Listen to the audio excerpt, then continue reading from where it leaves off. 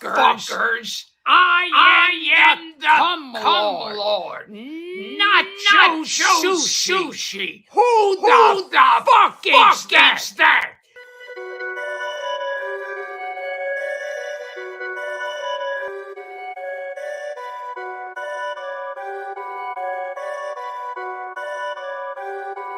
Perfect.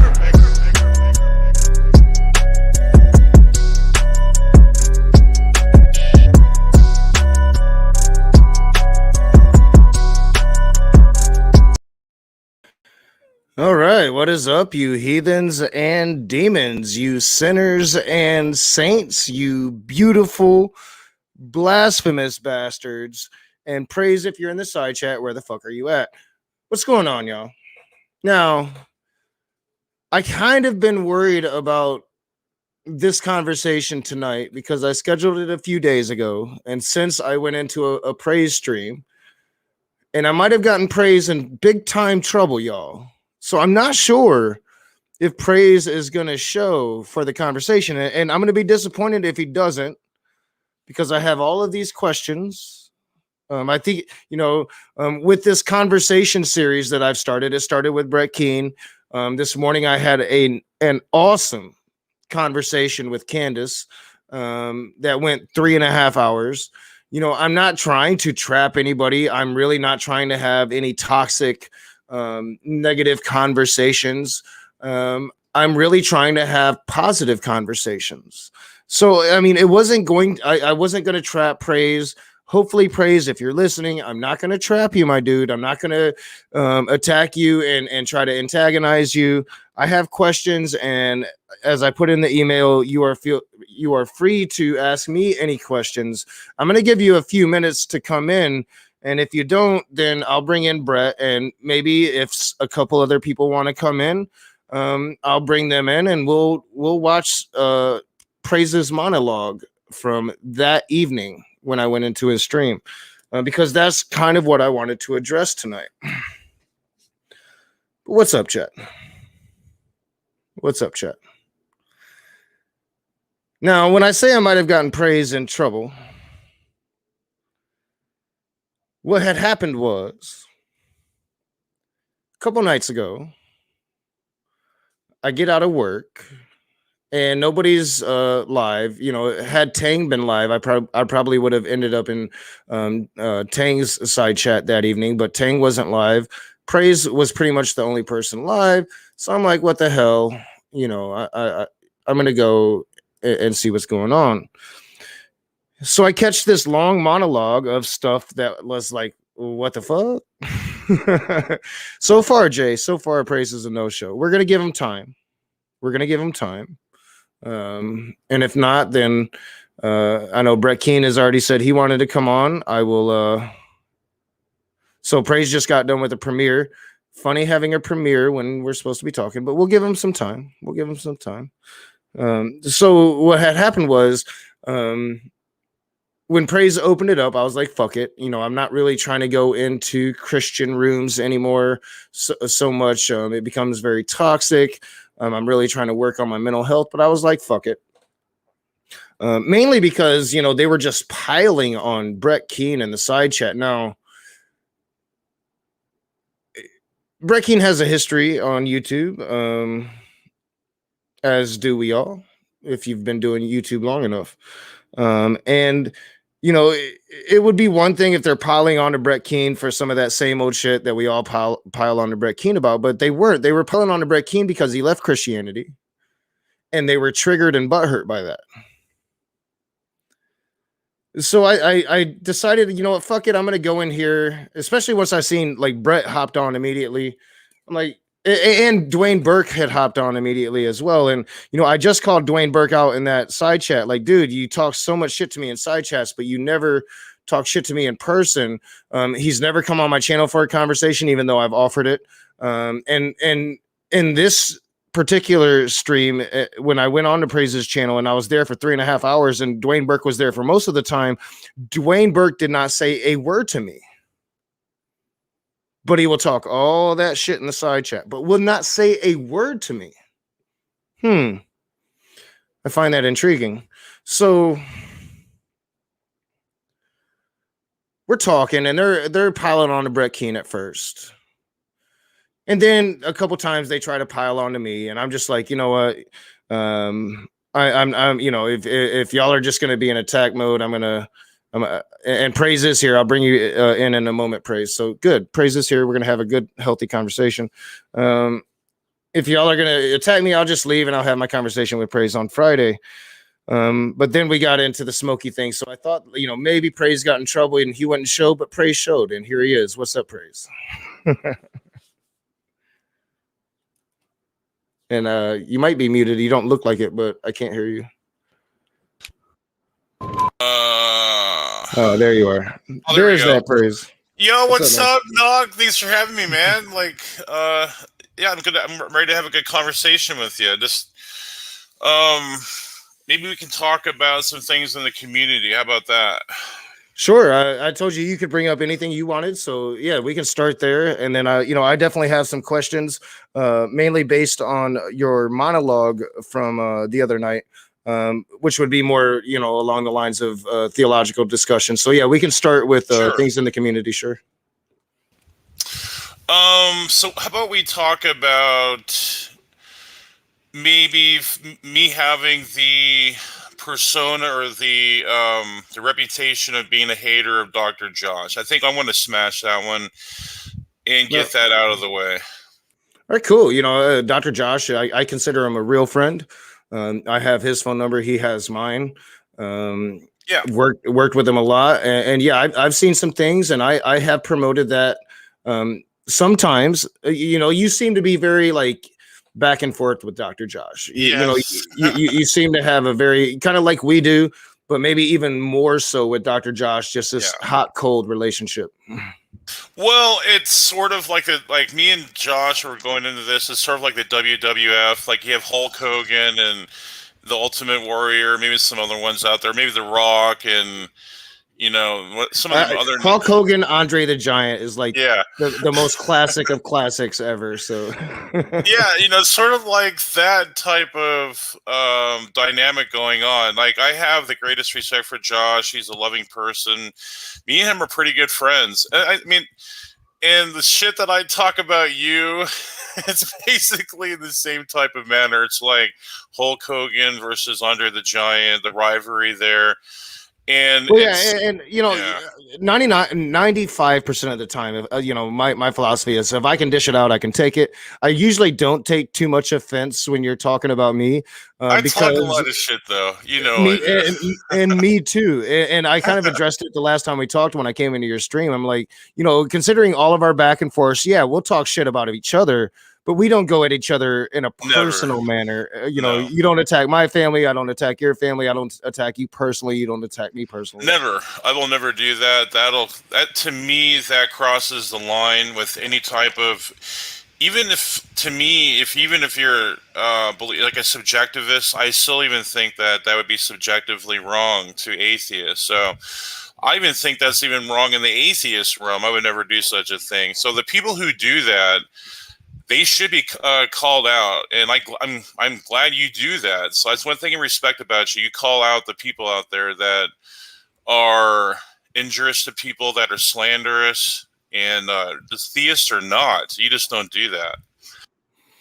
Yeah, and when it comes to your relationship with Dr. Josh, usually by the time I respond to something that you're saying about Dr. Josh, it seems like your and Dr. Josh's relationship has once again kind of flipped by the time I talk about it. So oftentimes when I talk about like maybe something that you had said about Dr. Josh, I'm like 2 days late and $1 short because people are like in the side chat like, oh, they already made up, Yeah. So he understands my approach to things. I come at it hard, but I do it for a reason, to make people think. I hate this type of snowflake-ish Christian. I mean, I know, I bet you give more respect to snowflake Christians, but I'm just saying, for me, it doesn't accomplish much. And I come at people hard sometimes, and the biggest reason, the primary reason, is so we can learn and grow and find out if my position is really the strongest position, and forge a better position. And that's primarily the reason why I do that. This so I can be tested and push my beliefs a little bit farther, if that makes sense. Well, yeah, and I will say, like here recently, when I have observed your streams or I have observed you talking about Dr. Josh, it seems to be more positive than it was for a while there. Yeah. Like most recently, you acknowledged, Dr. Josh is a biblical scholar, and then you clarified, said Near Eastern scholar, but recognizing the scholarship and the fact that just because you disagree, Right. he is somebody that does indeed knows what he's talking about. Oh yeah, no, that he's an incredible intellect. I take his viewpoints very seriously, and they are challenges to my viewpoint. And but I appreciate him even interacting with me, because he didn't have to do that. That just shows you the quality and character of Dr. Josh. He'll interact with you, even if you're an opponent of his. So yeah, much kudos and respect to Dr. Josh. All right, yeah. So I'm glad. I'm glad that you're there with your relationship with Dr. Josh.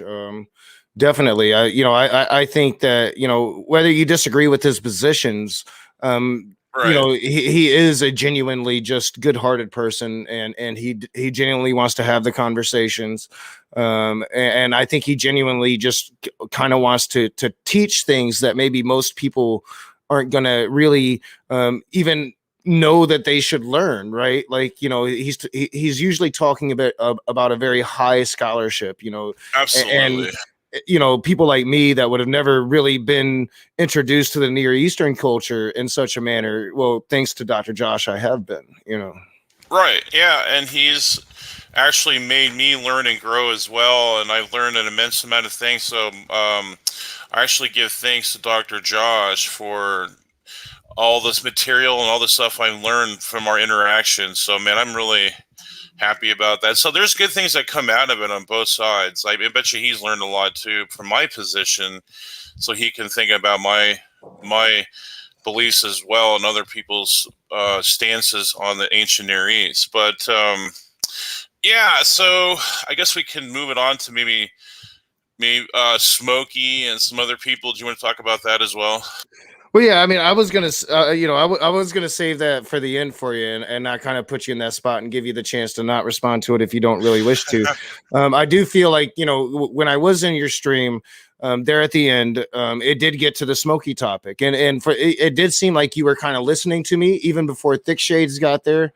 But once Thick Shades got there, you was kind of listening a bit more. So I was interested. It's been a couple of days. For one, did I get you in trouble? And for two, like kind of where are you standing now? No, nothing transpired after that. It's a mystery with Smokey. There's a lot of I was saying there's some things that are hard to be answered, and they make it suspicious if he would come out and just end some of this stuff, this mystery surrounding his what's going on with his private life. But maybe are we even privy to his private life? What do you think about that? Well, I think I'm privy to some information, but it comes. I wouldn't want to talk about some of the things that I've heard. The rumor mill and all of that. But when it comes to the charges, I'm fairly certain that it is him. Yeah. And as I said, when we were talking about this a couple nights ago, to me, if he would have just came out and said, "Hey, yes, this was me. I was charged with this crime. I'm innocent. I haven't been charged. I haven't been found guilty of this crime." At that point, it's like you kind of throw up your hands and you're like, all right, so, we do have this thing, innocent until proven guilty. He at least acknowledged that this was him. But I think we've got a lot of smoke and mirrors, and he took the wrong route here. He went about, claiming that, the Jesse Lee Peterson debate, that wasn't him, and the Sister Sunshine stuff, that wasn't him, even though we have him like clearly saying, he was going on Brett Keen's show all the time. Brett Keen was the one that pretty much convinced him to do YouTube.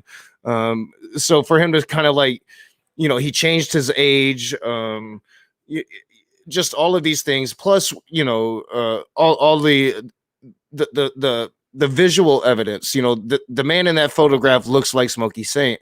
when Right. you put their faces in comparison through facial recognition software, it's almost undeniable. When you take the picture that Smokey gave us on his channel, compare it to the picture in the mugshot, it's like an 85% certainty that these two people are the same. Even though in the photographs we have of Smokey, he's looking down and he's clearly trying to change the angle of his face to make it harder. Yeah, and I mean, from an outsider, I'm completely on your level. Like, of course, that's him, the voice. But as a close friend of Smokey, I support him no matter what. And me and him Well, actually but that's a broad statement, though. No matter what. Yeah. So if he's guilty of such a crime, say this girl was 13, 14 years old. He was we'll give him as young as 22, 23 years old. As a Christian, you would condone that. You would support him no matter what. No, I mean, like, I'm not going to come down and be the self-righteous one and say, oh, look, you're going to hell or something like that. Look at me, the self-righteous Christian I am. So even if he did it, I would say that, maybe I would. But Smokey does that, though. Like Smokey points the finger and tells people they're going to hell. Like, he's told me I'm going to hell. He's told me he's going to revel in that. Well, I mean, that's not my method. I mean, that's not how I approach things. I would say no, that you're not going to hell. I mean, that unless you die without some type of repentance, and hopefully that will not happen. But I would say I'm not going to put that a judgment. I'm not going to lay that judgment on someone's head. No way, not me. But I understand his approach to a lot of atheists and even Christians is it's unsavory to them, and I understand that. But how about his approach to Christian women? Yeah, that's been another hot topic as well, and controversial topic. And I try to tell him, here's the thing. I look in the best in someone like Smokey, and some people maybe look at the worst in them, and they think like, oh, that there's no way that Smokey has any type of justified reason to attack women like this. But what he said is that he uses biblical language like whore, like the whore of Babylon in Revelation. And he uses it in a biblical context, and if he uses it in a biblical context, I don't think that is bad as in like the general the public sense. So I assume you've seen his interactions with Jen Aldrich. Vaguely, it's not the complete thing, but I've seen pieces and parts of it. So when he's calling Jen Aldrich a thought bot, you know what that is, right? No. So she's pretty much he's saying that she's a thought. She's somebody that goes on the internet and pretty much uses her sexuality to get money from men. Simply because he disagrees with a couple of videos that she puts out. Is that using the terminology? And he's called her whore as well. And she came on my channel just wearing her bra and confronted Smokey about some of the language that he was using towards her. Is that using, in a biblical way? Is degrading women biblical? No, that's not. So if he did that, I don't support that. And I would ask him maybe not to do that, and maybe he can check into another.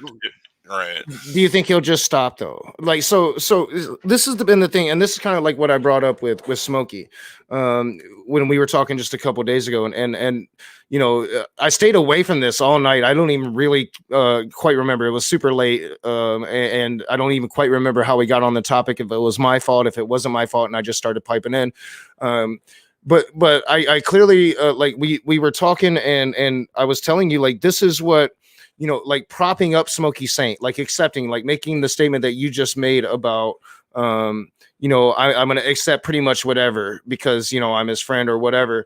That when you do this, that you're propping up this person that really makes Christianity itself look really bad. This is propping up somebody that is, it's going to just dig us in our trenches as we combat this very vitriolic form of Christianity that it seems like other Christians that we've been talking to for a while are so ready to embrace. Yeah, and that could be the dark side. If he has, like, maybe there's a dark side to Smokey and it comes out on people, but there's also a good side too. And that's what I focus on. What I mean, like, I will support Smokey in the way of not condemning like him in some type of judgmental way. It doesn't mean like I support his actions. Well, I don't condemn him. I just don't know if, for one, I don't know if that was him. And I think that, like, so if it's proven true that that was him, Brett Keane had this perfect solution praise, that all Smokey has to, he doesn't have to dox himself. He doesn't have to show his ID, what his real name is. Just turn your camera on. Yeah. Yeah, you know, he could end a lot of things really quickly, and I wish he would do that. He, as far as I know, even if this is him, he hasn't been found guilty of this. You know, this isn't some like, you know, maybe if it ends up through court and he is found guilty of such an atrocious crime, that would be cause to end this guy. But like I said, here in America, we do have innocent until proven guilty. Just because he's charged with something doesn't mean he's guilty of it. Right. But when you lie about things, that shows a certain amount of guilt. Oh, I know, and then you can have, it'll start swirling around in the community, and a lot of things will be. I think a lot of people start thinking a lot of things about him that. I mean, it's just part of, you know, natural human, how people react. Like, I would think you start thinking things out there. Who knows what could happen? You're like, but especially if you're going to be that person that is attacking not just atheists but Christians as well. So with such vitriol, right? You better have no skeletons in those closets. You know what I'm saying? If you're going to put yourself out there like that, if those skeletons come out, they're going to come out in a very big way. Yeah, so if you make opponents on YouTube, it's just the way that you're in the jungle, basically, or the wild, wild west. And yeah, I mean, if you make enemies and opponents, you better be prepared for the backlash. And yeah, you're kind of right on that. And that's what I'm trying to be careful of too, because if not only am I supposed to represent Christ better, which I definitely have to do better, and I want to work on that, not to necessarily try to slander people. I hope I don't slander people. I mean, I talk a lot of trash, but that doesn't mean it's slander. Me too. And I've always tried to differentiate that as well. You know, I'm going to talk shit, but I'm not trying to slander you. You know, exactly. If I'm talking shit, I'm talking shit. If I'm talking serious, well, that's a different thing. You know, right? Exactly. That's why I don't take it. I've never been offended when you talk shit about me. I get it. You know, Smokey and Will, they take it to a different level and it offends me. But, you know, what you do, I consider that fair game. Just like when I go at you, it's fair game at that point. Right. Absolutely. And it's just like WWF at that point. So that's that's the way I take it. Yeah, it's a YouTube back and forth. I get my kicks off of it. I mean, it's I enjoy it a lot of times, you know.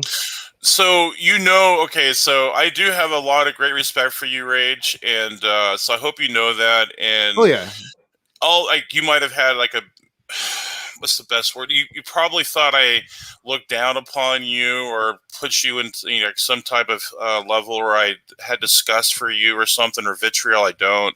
I actually have a lot of respect for you because you call out people.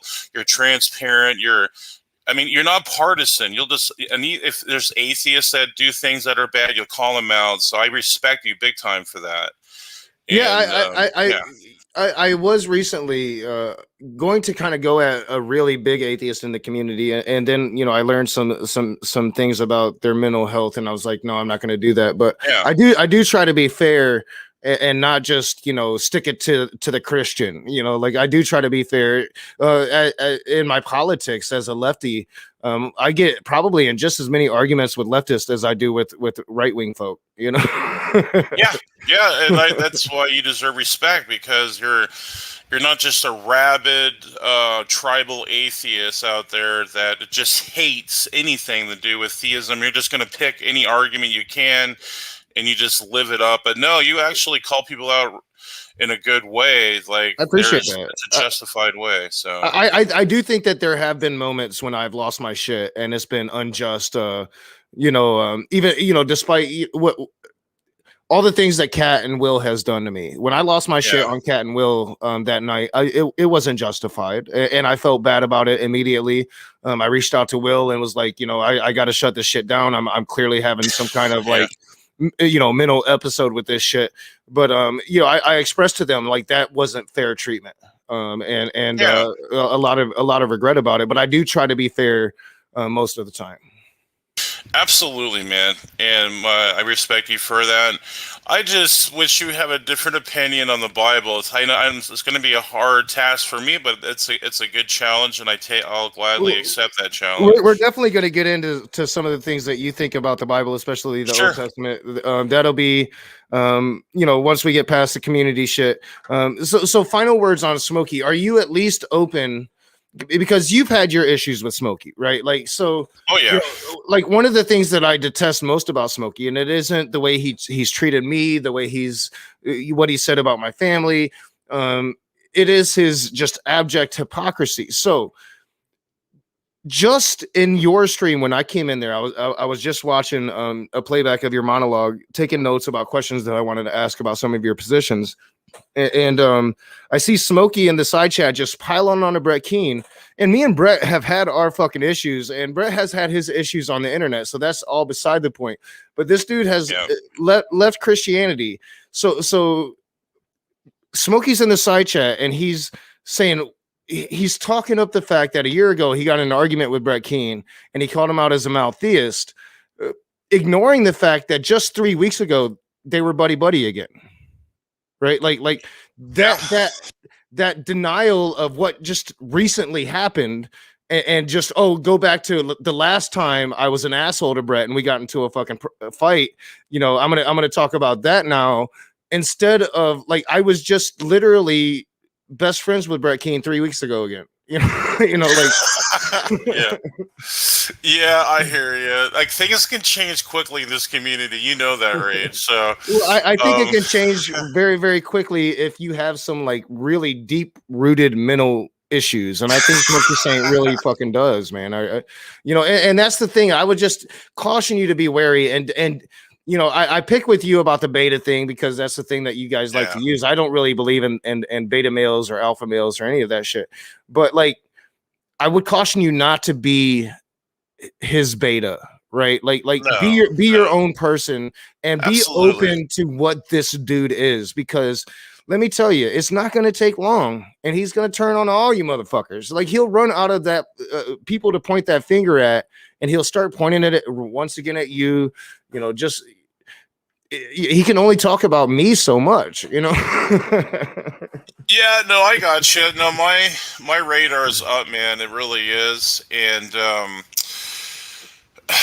it's just that I think I know I've known like Smokey more. Like, what's the word? I don't want to use intimate because that kind of has some weird connotations, but I think I know Smokey more in the private sense when he's close to people, and he's been attacked a lot too. I'm telling you. So some of the people out there, it's not only him. He's guilty. There's some guilty people around him attacking him as well. I'll just put it that way. And as I said in that stream, and I do want to move on to Smokey. I don't want to make the whole stream about Smokey. I do have a lot of questions for you, but as I said in that stream a couple days ago, go and watch what Nicholas has said, because no one was closer to Smokey than Nicholas.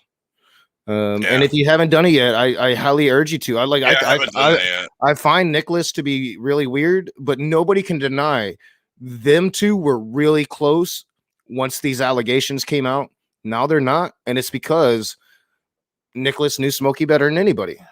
So I would, just to kind of end the discussion about Smokey, I'm not trying to change your mind. I'm not trying to tell you not to be a friend to your friend, but just trying to open your eyes to it. Like I have my biases here. But this is not a dude that the Christian community wants to put up on a pedestal at all. Sure, absolutely. But no one's supposed to be in a pedestal anyway, because we're supposed to put Jesus on a pedestal. So you're right, and I'll put man in place where he belongs. So if there is something foul or rotten about Smokey, then I'll put him in his proper place and treat him accordingly. But right now, when I mean support, I mean even if he's guilty and he has like some type of repentance for it, and like he's changed his life, I'm not going to hold that and loom it over his head, because I believe in forgiveness of sin.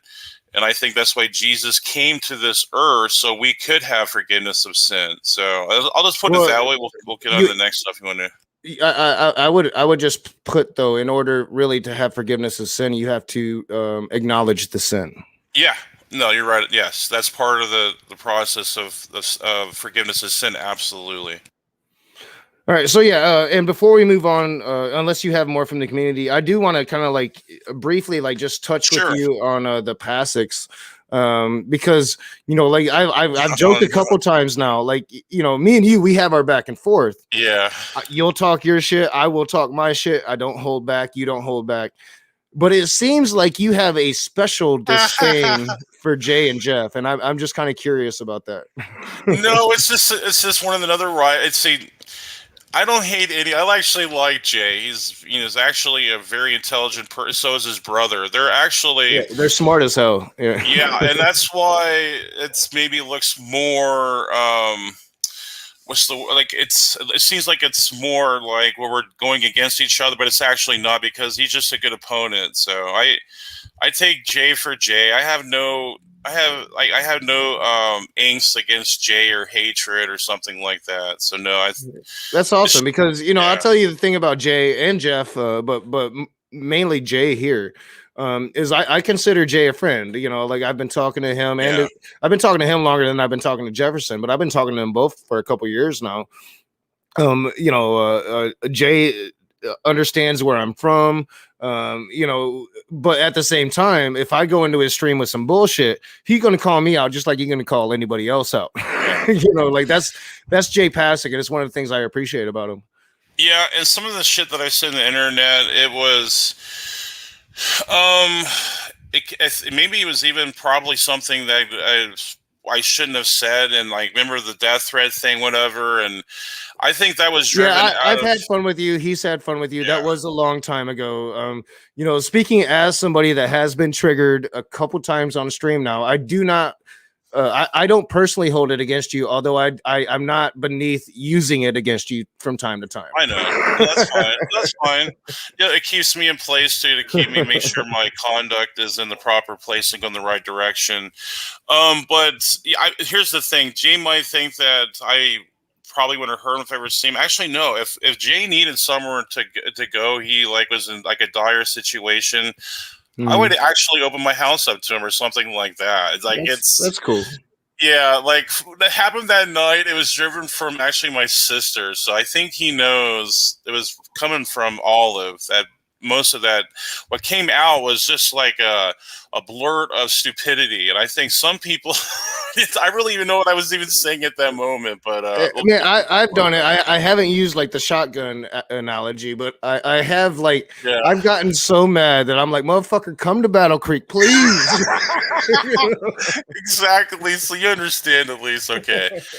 Yeah. So I have no contempt for Jay, but he's a good opponent. But I'm not going to let up on Jay either. So Jay, if you think I'm going to let up on you, buddy, I'm not. Well, that's good to hear. That's good to hear. If you have any other, like community issues, we can go there, or we can take it to the fun part, and we can start talking a little bit about some theology and let's get into some theology now. That's cool. All right, so one of the things that you said in your monologue, just to kind of open this up, and I'd like to truly like get a deep dive on your perspective here. Sure. Is that you said if you go against quote unquote a people or a society, then that makes you racist. Like so inferring like if I were to go against ancient Israel, that would make me somehow anti-Semitic. So like I'd like to kind of hear your thoughts on that. Yeah, sure. Yeah, I'll elucidate on that. So the nature around the ancient Near East, at least from the biblical perspective. So I come from the biblical perspective, and maybe even a couple historical sources, that the Jews were threatened. Their very livelihoods were threatened by other people, opposition around them, and nations and other religions around them that wanted to erase the Jews out of existence, whether that be through some biological terrorism or actual wars and battles. And for people to say that, oh, look at these wars that Jews did, look at these conquests that Jews did, this is just horrible. We're gonna look down and condemn this type of behavior. Well, then, if you're saying like the Jews couldn't protect themselves, then you're essentially, even implicitly, I'm not saying explicitly, but implicitly, you're implying that they should have been wiped out of existence. And what do we call that? That's called genocide. If you want to erase the people out of existence that don't deserve to be there, that's racism. I think you're inferring a lot there. So I personally, and I don't think anybody that argues against some of the practices of Israel during the time are saying that we wish that the Israelites would have been taken out of existence. I think we're saying that we wish they wouldn't have taken the Canaanites out of existence. One and two. Well, see, you're missing it. But real quick, praise. I, as a skeptic of the Israelite society of the time, I can look at other Near Eastern societies of the time, see the similarities there, see the necessity for Israel to act in the way that it did at the time. I can look through that lens and understand that they were acting no differently than most of the societies around them. But then you have to add in the equation of that perfect God leading them, the perfect God that I'm supposed to be accepting now to this day. Once you add that equation in, that's where the conversation changes. I'm not condemning the people. I'm condemning the God that led the people to those actions, because it's a different scenario there. Yeah, so because a couple of things here. See when people, especially critics of the Bible, they don't understand the nature of what's going on back in those times. It was a kill or be killed atmosphere or environment. If they weren't proactive in defeating their foes, they would have been destroyed. So it's basically kill or be killed mentality. But remember, atheists don't believe in God. So you're not taking it out on God, you're taking it out on a people.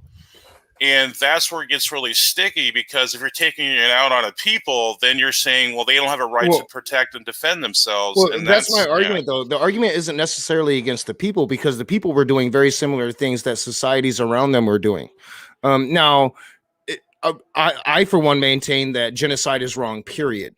So if a people commits genocide, I consider that to be a wrongful action, and that people should be condemned somewhat for that. I'm not saying annihilate them from the place from the face of the planet, but some kind of sanction, some kind of punishment. Hey, this isn't okay for you to just genocide a people. But even taken away from that, we're not condemning the people, right? Like so right now, I stand in firm opposition of modern day Israelite right-wing government. Just because I stand in opposition of that government, of the practice that government wants to undertake, doesn't mean I hate all Jewish folk or that I'm anti-Semitic in any way. I just stand in opposition to a government and the policies that this government is enforcing. Well, do you understand that these conquests in the Old Testament against the Canaanites, against the Amalekites, were actually defensive? They were not. I mean, it's not like God just said you gave dreams to people in their tents and say, "Oh, we're just going to go kill a bunch of people today. Can you guys do that for me?" No, it's like you either get them and protect your ass. I mean, you better kill them or protect your ass. You're going to be annihilated out of existence. Well, I know that's the claim, and I know that Christians would often go to the plague that seemed to be, or at least the Bible claims to have been racking the men of Israel, because the men of Israel were sleeping with Canaanite women. Again, these men were taking actions themselves, but instead of punish the men, we're going to punish the Canaanite women that were supposedly transmuting this quote unquote plague. I understand that God had vengeance against the Canaanites, whether that stemmed all the way to Ham and Canaan and all of that. Sometimes I will get very hyperbolic and take it all the way back there, but but ultimately God had an issue with the Canaanites from the very beginning, and he was leading the Israelites to the quote unquote promised land that was occupied by people that already existed there. Well, yeah, if that was their land, though, is Israel's land. It's really God's land. He owns that land, and they were taking over that land. Well, that's your claim, and that's your justification Yeah. for the genocide, right? But these people lived there. The Israelites came back and took it for their own through war and conquest.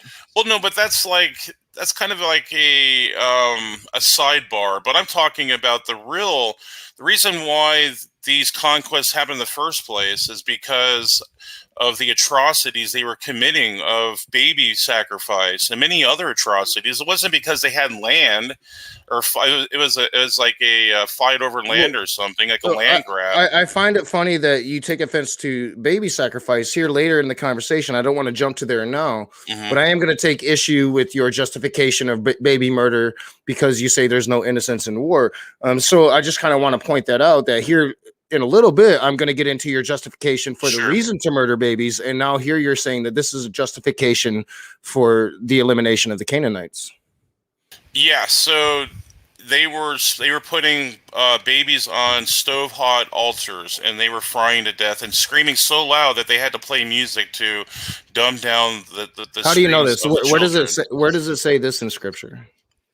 It's in Joshua or Chronicles. It's there though, and even historians have validated this. They put them on skillets and fried them to death. Stove-hot altars, and they were literally frying to death, and they would scream so loud that they played music to dumb down the sound, so they didn't have to hear the screams. I would agree that is horrific. Again, I'm gonna, later on in this conversation, we will be getting to how you say there is no innocence in war.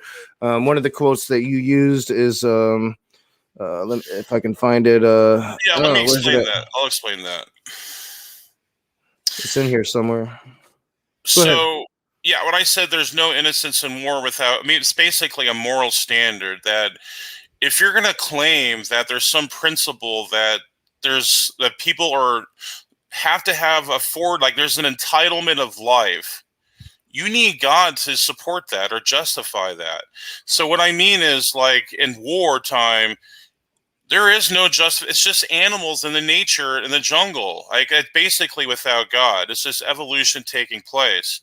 So what I'm saying is that there's no that there's no innocence. I mean that in a secular atheistic worldview, yes, that is true.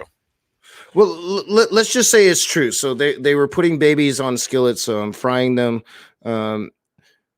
I would say that is an atrocious act, and we, as a sophisticated modern society, we should do something for that. Whether that is regime change, whether that is invasion and enforcing democracy. Even I probably would never really stand for that, but like it does seem like there are other means that the Israelites might have taken without just completely and blindly killing them all. Well, it's again, you kill or be killed mentality, and if you didn't take them out, sure, kill and be killed, but if you didn't take them out, keep killing when they're defeated. That's I think that is somewhat unique to the society. Well, it's if you don't wipe them all out, they'll infiltrate your own people, and then they will from inside destroy you internally. So God knows, it's like a virus, how it spreads throughout a body, and eventually it'll kill you. Just like how these people were, they had toxic beliefs, and they believed these gods would do really crazy things, and they were even thinking these gods were raping people, like Zeus and all this other crap going on out there. They had some pretty bad beliefs. So Israel. It's either we eliminate them or we all are going to be eliminated, and then it's going to pervade through generations, and they're just going to destroy everything. So Zeus raping women is a bad thing. Did Mary have a chance to consent to her impregnation by God? Absolutely. And how so? She was approached by Gabriel. He told her that she had conceived of the Holy Spirit. She had no consent there. No, she did though. It's called the imperative tense in the Greek, and when you parse out these verbs, it says that I'll have to pull it up. It's in Luke where it's like the fullest. It's like kind of like when your teenage daughter asks for the keys to drive a car, and that's like the highest imperative. Like that's how much she wanted to take the children or the mother of Jesus. Like that's in the type of mood I'm talking about.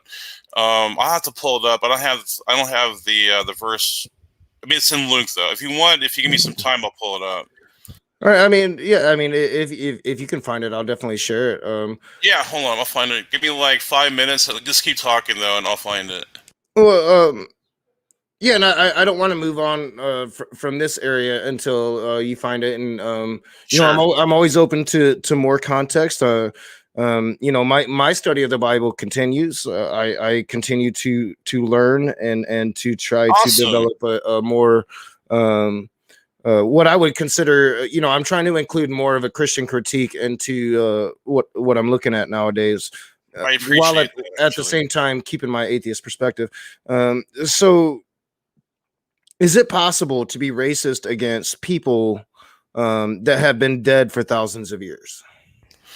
Yes, because How? even though that culture has been like they've been expired, but still those people still exist, the Jews, and they take that culture on from those previous generations. So the people are still here. Do they still have that same culture though? So the things that we speak out against with the Israelite culture, the slavery in the Bible, do they still practice these things, or are they not more of a, you know, despite my issues with the right-wing government of Israel, is not Israel more of a secular nation now than it was back then? Well, the Torah is life for many Jews. That's never changed for thousands of years. Israel also has a very staunch population of atheists, not to mention other religions. Sure. The Islam religion is all up in Israel.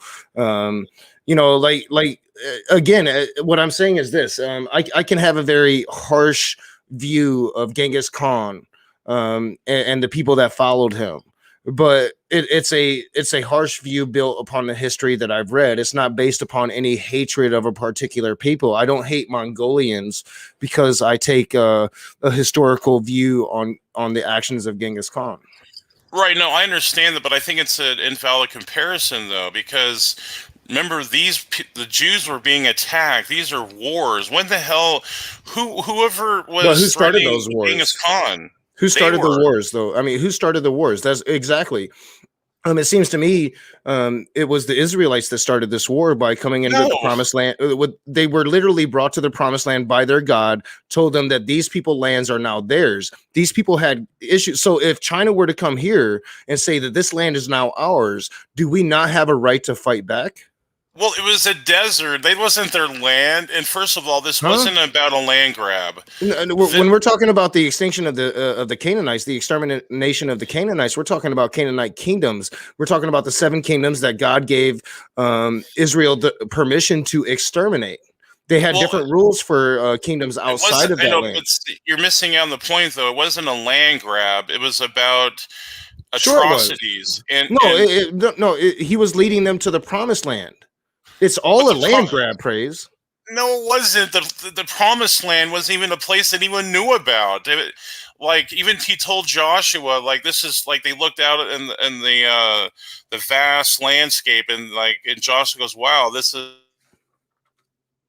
No, we lost you there, praise. I'm not sure if you roboted out. That would equal the promised land. No way.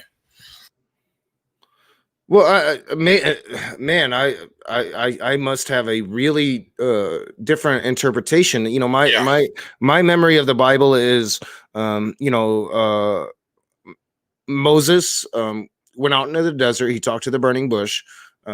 He came back. He rallied the Israelites, and they fled Egypt, and they went into what God was promising them as the promised land.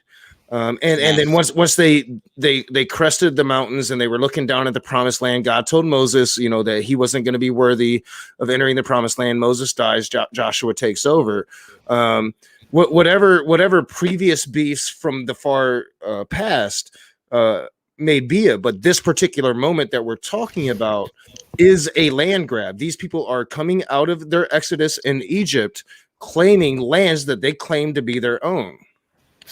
No, because it was Adam in the Garden of Eden. That was the promised land. It was paradise at that point. It was already the Jews from that point. Are you saying the Garden of Eden was in the Middle East? Because I think most scholars think that it was in Africa.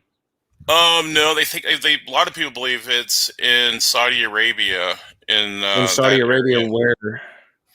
I forget exactly. Yeah, the and place. when I say that they think that it was in Africa, I'm not saying that they think that like this mythical Garden of Eden was necessarily true, but the landmarks described in the Bible, specifically, I think there's like 4 adjoining rivers they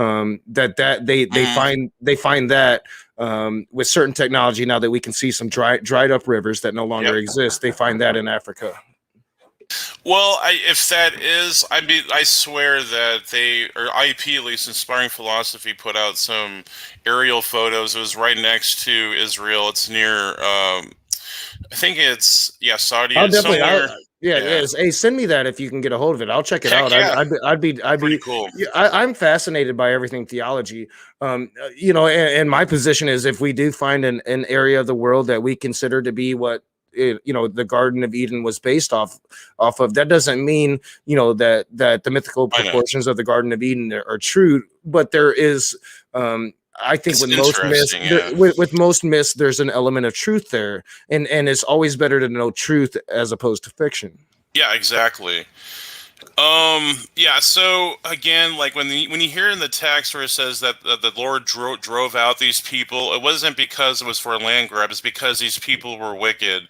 Deuteronomy 9:4 explicitly says that you're driving these people out because of their wickedness. Read that. So put that in, if you have time to look that up, put like that in your notes. Deuteronomy 9:4-5. Let me find my Ethan. Yeah, I am definitely taking notes, so I will I'll look at it, dude. My intention is to become a better interlocutor. Yeah. I did see like earlier, Becca was like, Rage is going to try to trap him. That's not my intention. In the past, yes, without a doubt. But I am trying to take a new direction. And with these the conversation series, I'm not trying to trap anybody. I want to have good, solid conversations. Me too. So Deuteronomy, what was it? 9:4-5. Oh yeah, I'll definitely look at it, and I'll get with you on what I think once I consider the context and everything. I appreciate that. Much respect, because as long as you're and that brings a lot more credibility to you, and that means I have to treat you with a lot more respect and a lot more dignity than I would someone that's a troll. Like there's a couple of them out there. Yeah, if you find me in a side chat, there's a 90% chance that I'm trolling a little bit, without a doubt. There's no one that does like Cerberus, though. Cerberus is like the king troll. Like that guy. That dude been trolling on YouTube since I've been watching YouTube. Yeah. So we got to give it. I mean, I even give him respect for being such a troll. But yeah, I'm glad you're not being like quiet. You're much better than he is, and I have to. Have you seen? It's not a stream I'm particularly proud of, but I did have Cerberus on for a stream, and man, I was yelling. I lost my shit. It was over one of my former mods. I don't want to get into the details so much, but like he had me super triggered for a good 9 months. Yeah, he can trigger people, that's for sure. He actually got Jay to change his position on atheism, which is interesting. Yeah, he's one of those philosophical dudes that can rub me off really, really smart, and also rub me off in a way that kind of pisses me off. Exactly. Yeah, he's very snide, or he's, what do you call the word, sneaky, and you have to watch out for him. Well, I think he likes to take conversations depending on how they're presented to him. He's not above saying, "Hey, I'm going to troll a person and take a position that I don't necessarily believe in." So I think when you're talking to Cerberus, you have to understand that about him is he might be arguing a position that isn't his own. All right, so I see that you've got this up, so we'll share that. He rarely argues his own position just so he can try to trip you up, and that's why Cerberus pisses me off. But it's okay. We're cool, Cerberus. We're cool, buddy. All right, so the typical thing we hear from atheists: your God raped Mary because she didn't give her consent to be. This is the atheist. Well, So here's the thing that's been debunked, because in Luke 1:38, here's the passage. Then Mary says, "Truly, I am the Lord's servant. Let everything you have said happen to me." Then the angel left her. But here's the thing: I'm going to give a couple. That's consent after the fact. That's not the same thing. Well, but here's the thing, though. This is where in the Greek. So Luke 1:38 is in the operative mood in the Greek, which means Mary not only consented, she pleaded and expressed the highest eagerness possible. A great example would be a teenager pleading for their parents to let them drive. Well, so it's a very nuanced argument, but again, consent after the fact isn't consent before the fact. And God, being God, would have the ultimate responsibility upon himself if he is the arbiter of all morality. God, being God, should have gotten consent before, not after. No, what do you mean before, though? Like, Mary didn't know it was her. The angel had to tell her. Yeah, but before he impregnated her. By the time she gives her consent, she's already impregnated. No, this is pre-pregnation here. This is not post pregnation. No, that's clearly is. It clearly is. So she is already impregnated when Gabriel comes to her. No. The angel left her, and then she becomes. Where does it say that? It doesn't say that. Let me pull up. Let me pull it up. Yeah. We're looking at what, Luke 1:38. We'll go Luke chapter 1. How about that? Let me see. Where does Gabriel come down? I think right there. Yeah. So no, that's way before. All right. So so this is Zacharian, the birth of John the Baptist foretold. Luke 1:38. So let's go all the way down to 38. And we'll see.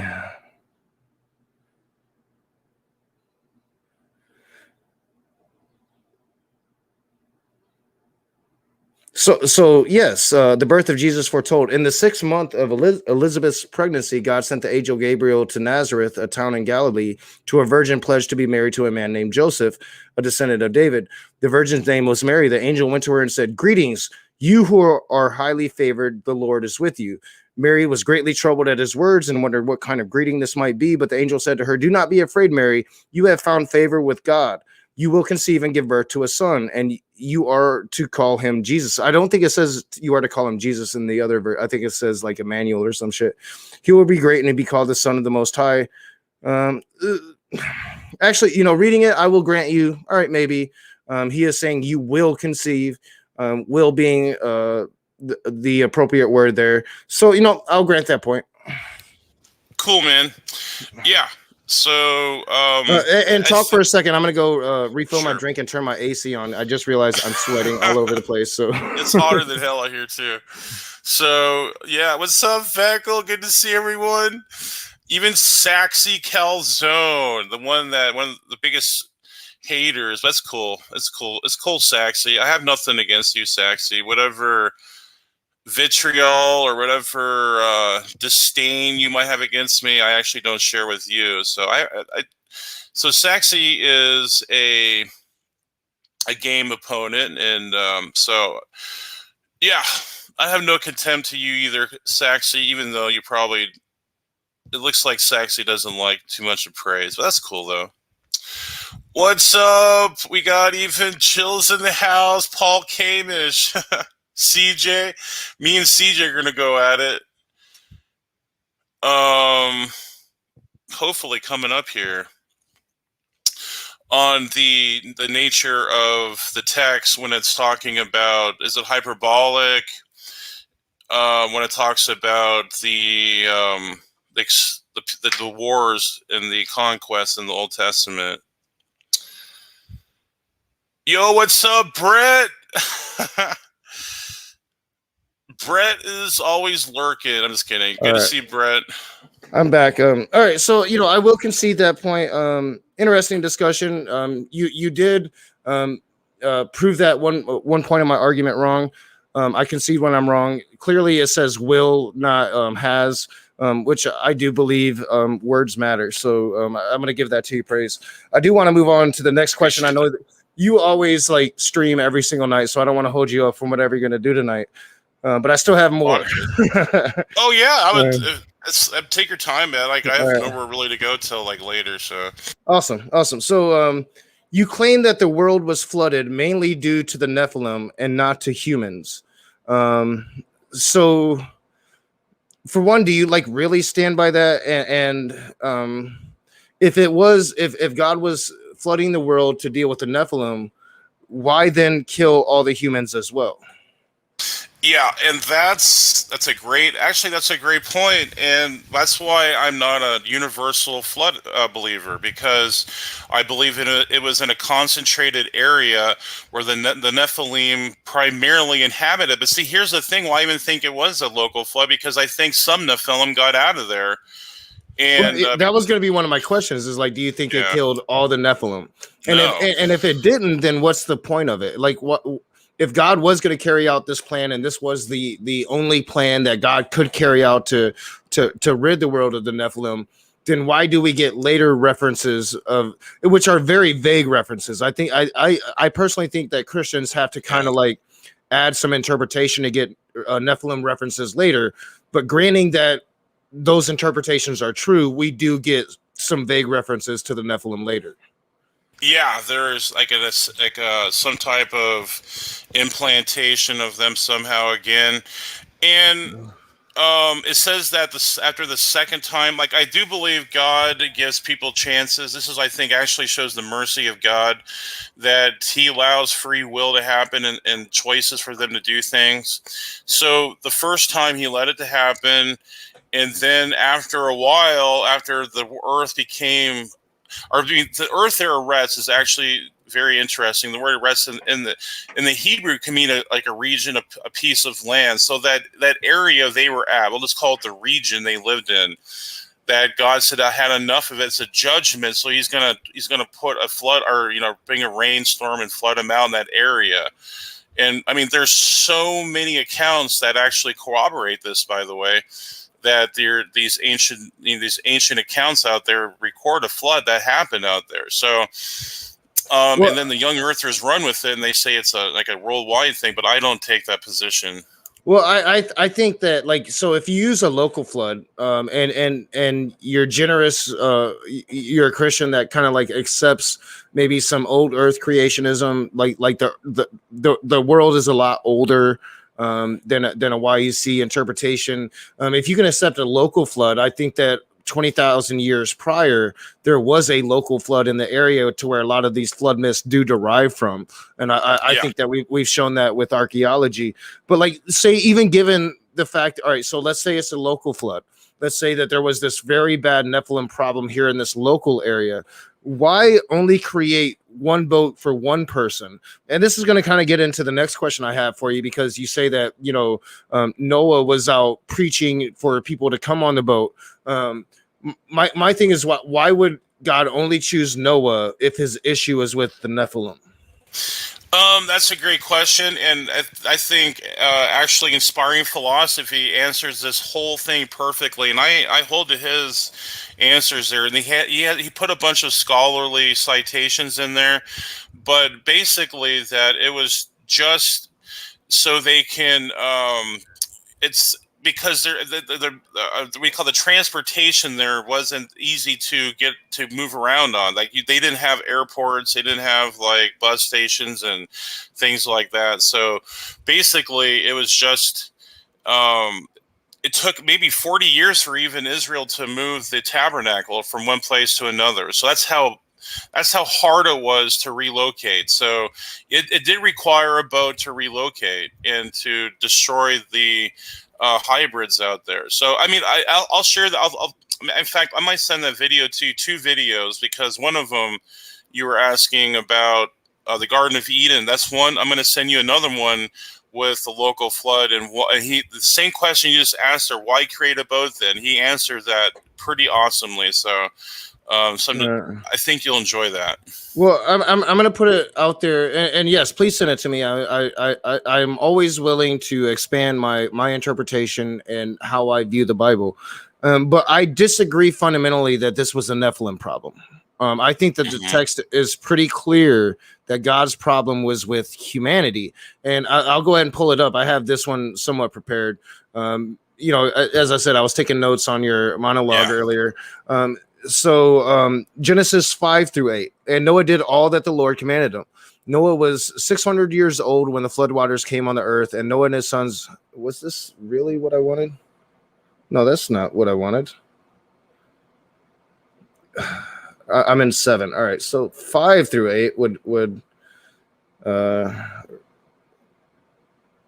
right here. So the Lord saw how great the wickedness of the human race had become on the earth, and that every inclination of the thoughts of the human heart was only evil all the time.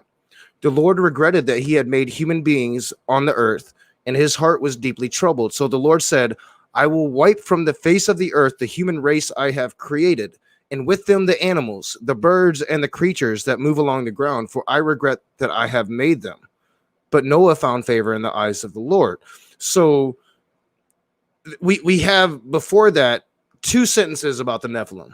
The Nephilim were on the earth in those days, and also afterward, when the sons of God went to the daughters of humans and had children by them. They were the heroes of old, men of renown. Nothing about giant abominations, heroes of old, men of renown. But then you get into the Lord's justification for why he's going to send the plague, and it's all about human beings, all about how evil human beings are, not how evil Nephilim is. And that's from the text, that's from the scripture itself. Yeah, well, it's interesting. The word they use there, it's Enosh, and it could go, well, there's actually spiritual beings. Angels were called Enosh in the Old Testament. So it's just one of those Hebrew words you got to look into. Like it could, like it's inclusive of both like spiritual entities, but also humans. So it's something to look into. Joe got really triggered by that comment, so he put a bunch of ice cream cones. I won't tolerate. I won't tolerate that, Joe. Not here on my channel. You can do that shit with your shit Christians elsewhere.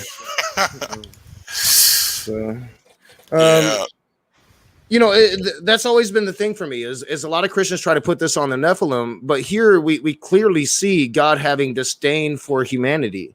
I'll go ahead and throw it up there because I kind of intertwine the both. I don't think you say, you read. Here, let me actually put it up here because I'm going to get to another part here. You say that that because it says Noah was a preacher of righteousness when he was approached by God, that means he was preaching repentance so people could come on the boat with him. Yeah. But God is very, very clear that his intentions is to wipe out all of humanity. So 6:11-14 says, now the earth was corrupt in God's sight and was full of violence. God saw how corrupt the earth had become, for all the people on the earth had corrupted their ways. So God said to Noah, I am going to put an end to all people, for the earth is filled with violence because of them. I am surely going to destroy both them and the earth. So make yourself an ark of cypress wood, make rooms in it, and coat it with pitch inside and out. God is clearly telling Noah, I'm saving you. I have chosen you. I'm killing everybody else because human beings are evil. Right. But see, you're missing the point. It's descriptive there. It's a descriptive remark about what God is saying. He might not have added the other, intricate details about, but those people that didn't listen either, they're involved. Like, see, God just speaks in like we call biblical terms, and that's just like universal language. It's descriptive, but prescriptive was through Noah that he wanted. And that's actually the theme of 2 Peter 2:3 is that he is long suffering, that all should repent and come to him.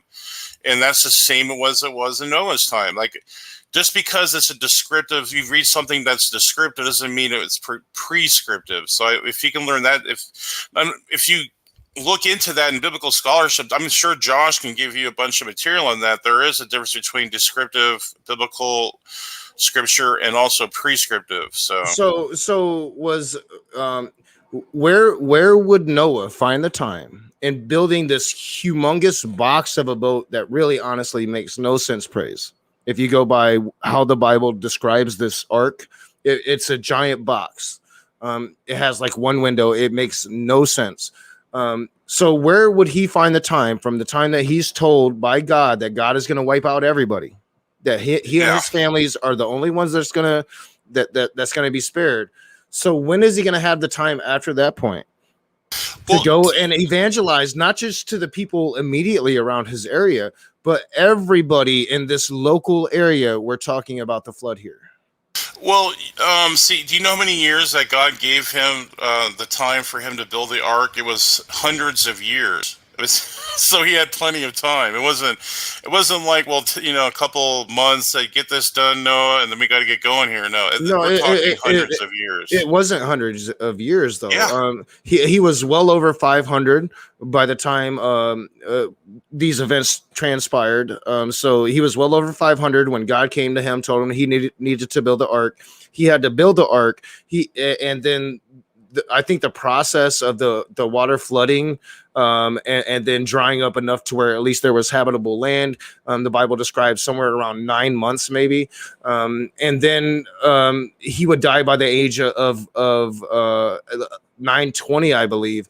And within that period, they would start to repopulate the land. So we're not talking about a period of a couple hundred years. We're talking literally about a period. God told him to build the boat. No, he actually says, and the flood happened. He gives a timeline. I forget the verse, but he says you have like 300 or 400 years to do this. Like God actually says it like outrightly. I just don't know the passage. I'll have to find it. So all right, hold on. All right, so right here,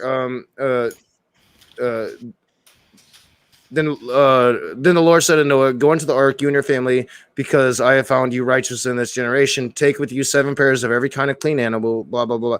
And Noah did all that the Lord commanded him. Noah was 600 years old when the floodwaters came on the earth. Now, earlier it says he's older than 500 when God first approaches him. So you have less than 100 years. It's 120 years. After Noah, chapter 5, verse 32, after Noah was 500 years old, he became the father of Shem, Ham, and Japheth. And then, even after that period, Noah was 500 years old when he had children. When human beings began to increase in number on the earth and daughters were born to them. So a period of time passes after that before he's approached. So we're generally talking a very short period of time between Noah being approached by God. Well, no, so that's a long time, man. Noah. All right, so listen to me again, praise. Noah was 500 years old when he became the father of Shem, Ham, and Japheth. So, and then it goes into chapter 6. And then it says, when human beings began to increase in number on the earth and daughters were born to them, the sons of God saw that the daughters of humans were beautiful. So after that period of 500, humans begin to increase. That takes a couple generations there. Then the angels of the God come down. They start having sex with humans. That takes time. These humans give birth. That takes time to enough Nephilim to become a problem to God for God to Google. Come on, Ray. Just put it in there. Just put in how many years did it take for Noah to build the ark? It's 120 years. I'm reading it right from the Bible here. Noah was 500 years old when he had his children. Then humans began to increase. Then the Nephilim came. They had to become a problem. Then the Lord saw how great the wickedness. So in that he had his children, time passes, humans increase, the Nephilim come, they become a problem, all within a 100-year span. Then, so we're not talking about 100 years. We're talking, I'll give you at most 50 years. 50 years. Well, okay, even 50 years is, I haven't even lived for 50 years. I'm not even. So do you think that 50 years is enough to build this giant box of a boat, as well go and evangelize to every human being in this local area about how they need to come on this big boat he's building as he's evangelizing to all these people? Like, you don't find that a bit much? Well, that's what I'm saying. Like, he had plenty of time to preach to these people.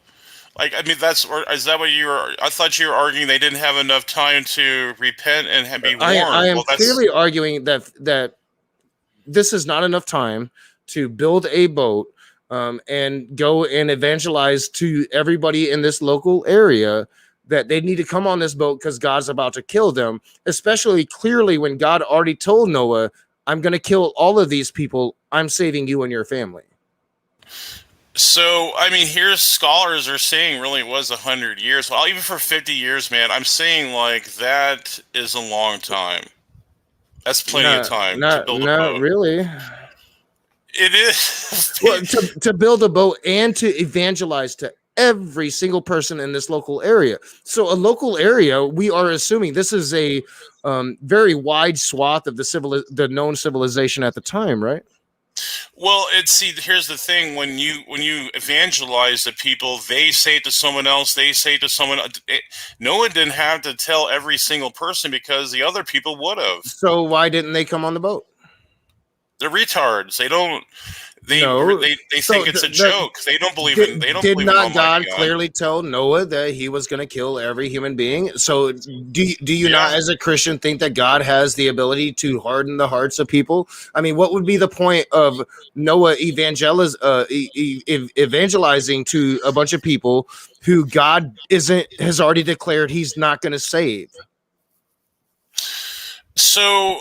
Okay, so repeat that because I was looking at a comment here from someone else. I'm sorry. Well, I'm saying, like, I've shown you the text. God clearly says He's saving Noah and his family. That's it. That's all. Everybody else is going to die. Yeah. Everybody else is going to die. So why waste the time trying to evangelize? And you have to infer this into the story. The story does not say this. You have to infer it. But why waste the time to do it at all when you know that God has the ability to harden the hearts of these people? God has already told you, I'm killing all of these people. Why would Noah take the time to go evangelize to the doomed instead of spending all of his time to build his boat, which is a very, very big box? Yeah. So the same reason why we evangelize to non-believers today, because doom is coming, and we're saying that if you don't repent, maybe. I mean, it's been a long time, hasn't it, Praise? Like, yeah, because every generation thinks the doom is coming now, but it never does. Well, actually, 2 Peter 3 says that in the last times they're going to say, "Where is your God? Where's His coming?" And it's been the same throughout all history. So you're just actually justifying the scriptures itself. No, actually, you just made my point. Like, pretty much since that first generation of Christians passed and that kingdom of heaven didn't come, yeah, people have been asking, like, where the hell is your God at? Because the time has passed.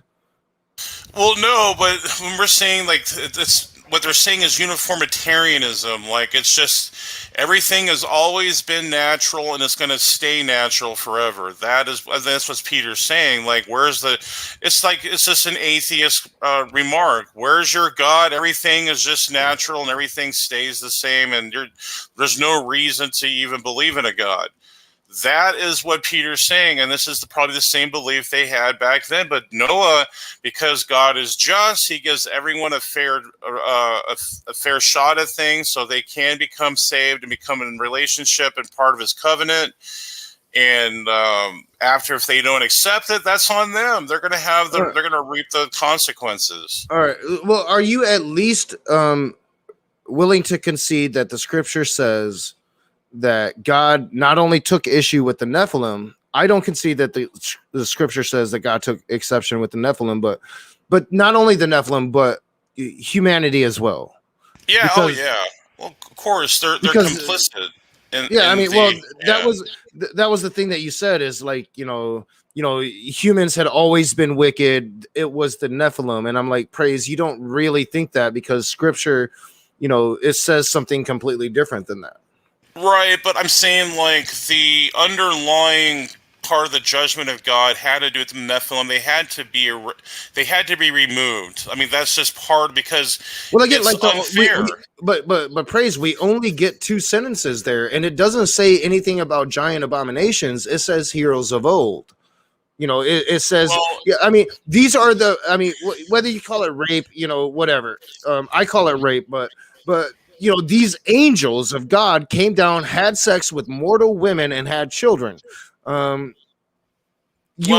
would think that would just entail, I don't know, maybe a higher level human. I don't know. Supposedly the angels of God are are pure and righteous and light, right? Right, but see, here's the thing. Numbers 13 goes into their size and their wickedness, these Nephilim. Deuteronomy does as well. Like, there's other places it talks about the atrocities done by these Nephilim. But, yeah, some of these accounts are not really comprehensive, man. Like, this is like the text back then, it was more simple. And, like, what I'm saying, you got to be really careful with if you're going to try to look down upon and judge these older cultures in the text that is simple, then you're imposing, we call it presentist fallacy. You're using your modern measuring and your modern standards to look down upon other culture, and then you even broach upon, then you can actually, encroach. You can encroach upon what we call ethnocentrism, where you actually look down upon a other culture by your own culture. And that's, if you go into ethnocentrism, you go into anti-Semitism, and it just spirals from there. So it's good to have a healthy respect for these people back then in the text. That's why we need scholars like Dr. Josh to help us understand these texts. They are unique compared to modern literature. So for one, if a society commits genocide, I think I have every right to condemn that genocide. I don't care how primitive the society. I believe personally genocide is wrong. Now, I know you're going to argue that I need to have some standard for morality to be able to argue that. And I would argue against that. I think everybody has a standard for morality. I think every human being has an essence of what is right and what is wrong. Sometimes those things differ. But again, like, I'm going to take you back to like earlier in the conversation. I'm not condemning the particular society for doing a lot of the things that similar societies were doing in the time period. I'm condemning this society based upon the equation of an all-powerful, all-knowing arbiter morality God. That changes the equation. I'm not looking down upon the people. I'm looking down upon the God giving the orders to the people. That's a completely different thing. I am in no way bigoted towards Jewish folk. But you do understand that principle. There's a principle that might doesn't equal right. So let me put it another way. Would you think because a president rapes Monica Lewinsky, that because he's president, he can do that? He can use his power to do that. Would you say that's wrong? Well, he didn't rape Monica Lewinsky. Let's just say it was rape. Would you say that because he's president, he can do that stuff because of his power? No, definitely. I'm actually a Democrat that has always held Bill Clinton accountable for his shitty sexual practices. Yeah, so I'm just saying, like, just because you have the power to do something, that doesn't make it right. So we have something called the free will component, and even if you're a compatibilist, that still works out, because compatibilism just means this: you have a free will that's compatible with determinism. It doesn't mean like it's pure determinism, but like the free will component means that God can't intrude upon human actions, because that itself is a type of rape. That's intrusion on people's. So we were just talking about the flood, and now you're saying that God can't impugn on human actions because that's a form of rape. Wouldn't the flood be the ultimate rape? No, it's because it's a judgment that comes down. It's a righteous judgment. Whatever you call it judgment, but we're talking about your words here. You just said impugn on human affairs, right? Like, is that not? No. I don't mean. Well, I mean by human choice. Like, if God stop someone from raping a woman, human choice, even. All right, so in the flood, he's not taking away human choice. No, how not? He's killing everybody. He's not taking away their choice. No, because we have something called justice it's overrides any type of choice. Now, it's like a policeman arrests someone that's broken the law. Would you say that's an imposition of free will? No, it's just that they are being judged for their misdeeds. My argument here is I don't think you understand what free will is, because you argue in one breath for free will, but you're not willing to recognize when God actually does impose on free will. You'll call it a judgment. But it doesn't even have to be the flood. Praise, when you're talking about a second covenant, when you're talking about sending a human sacrifice, whether it be yourself or your son, however, wherever you fall on that whole Trinity thing, when you're changing things up midway and starting anew and sending a sacrifice to now accept the sin. So what, you no longer have to sacrifice all those animals you was before to gain repentance, whatever it was. Yeah, it was just a foreshadowing. That is impeding on free will, is it not? How so? No, it's your sins. How not? I don't understand how it's not. Because sins are an abstract. They don't like cause you to not do something or to do something. They're what we call they're immaterial. Like you can't. We're like if you're gonna commit a crime, like the sins are like, that's called a sin. We would call in the Bible like something like a sin is just a like we call conceptual. It's you can't find it. It's immaterial. So yeah, I mean, like, what do you mean? Like, that's like, would you say the laws of logic? Do you think they prohibit you from making a choice, like, or the laws of gravity, or how would you? Huh? How would you go about that? So are you're comparing, laws from a holy text to laws of gravity? Right, but that's you're trying. Okay, so I don't know if I get your argument. Are you saying that something like a sin or a transgression or someone that breaks the law, and God counts that as something that is against them? Now, how would that impede free will? Like that, it's conceptual. Well, no, I'm saying if you fiddle with the scope of humanity, you are indeed. I mean, so you have to understand power dynamics here. Praise. God would be the powerful one. The God would be the one in the position of power with the most knowledge, with the most understanding of these events. Right. So I'm getting an echo all of a sudden. I'm not sure why. But these power structures are important. Ultimately, so this all falls back to why I would condemn ancient Israel. I'm not condemning the people of ancient Israel. I'm condemning the stories about the God because I see those stories as descriptors of the God that I fight against in the modern day. Like that's why we're having this conversation right now. But I lost track of my thoughts halfway through that because of the whole fucking echo thing. So. Yeah, but just remember, it's kind of incoherent though because you don't believe in a God. So like it's like God you don't believe in. Like, but it's the God I don't believe in, but it's the God I'm influenced by, right? So it's not about my belief; it's about yours, right? I have a lack of belief, so a lot of theists will turn that question around and try to talk about my lack of belief, which I'm fine for doing. But when I do try to do that.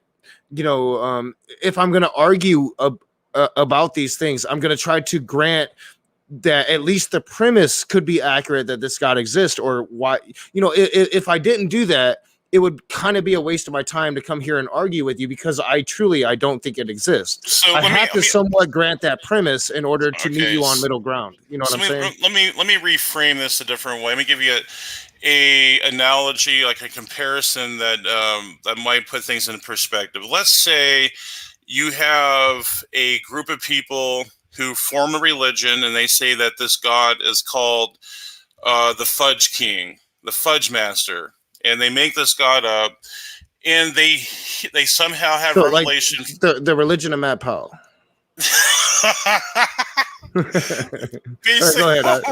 Go ahead, man. That was hilarious, but let's just say, like, whatever name you want to call, I'll just call it the Fudge Master religion. So if they claim they have revelation from their Fudge King, and it says in the Fudge, according to them, it says go ahead and rape and kill 40 women for sacrifice for me. Now, would you attack the Fudge Master God, like this Fudge Master King, or would you attack the people? Honestly, as I said, if you take away the God of Israel, I would still condemn their actions for genocide. Fundamentally, I don't care what area you're in. I see genocide as wrong.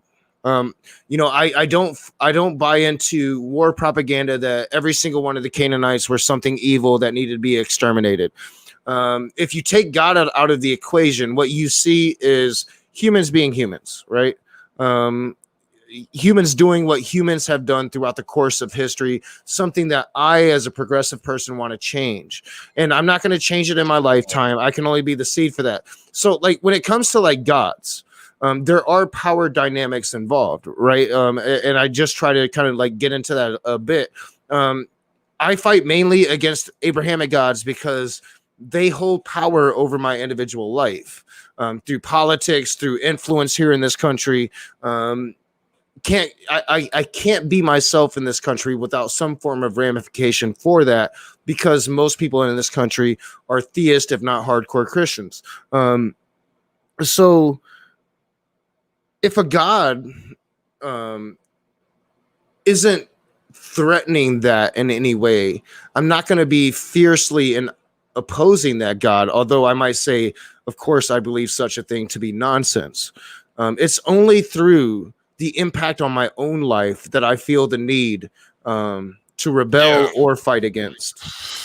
Okay, but see, do you see the problem though? Okay, with the Hebrews, we actually have historical archaeology confirming that the Hebrews were having these battles against these peoples, especially the Philistines. There's a bunch of pottery we have that shows like war literature and all sorts of other different things out there. We have actual archaeology to prove that. So you can't just sleep in and say, oh, that's just a fantasy, that's just a delusion, a fairy tale that people made up, because we actually have historical records. I'm not saying because there is history that makes it true. No, I'm saying at least we have a valid, demonstration that it could be true. But the fact is that it was a defensive war with the Hebrews. It was either kill or be killed.